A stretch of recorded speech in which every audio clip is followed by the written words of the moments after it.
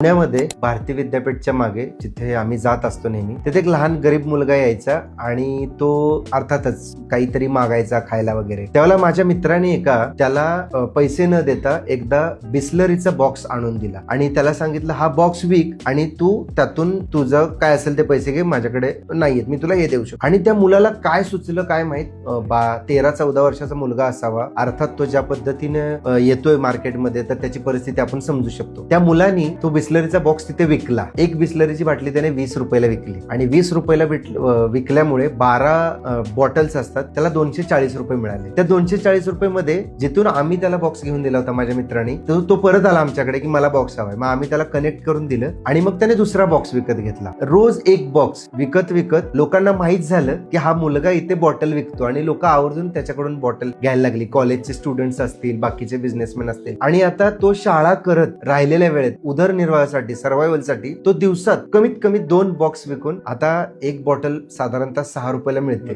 72 rupees bottle त्याची investment होते आणि त्याच्या अगेन्स्ट तो 240 रुपये करतो. आता या सगळ्यामध्ये तुम्ही असं म्हणाल की पैसे तर लागलेच नाही, पण मला तुम्हाला हे सांगायचंय की तुमच्याकडे जर 72 रुपीज पण नसतील तर तुम्ही करूच नका बिझनेस, तुम्ही नोकरीच करा. म्हणजे खरं तर तुमची पात्रताच नाहीये.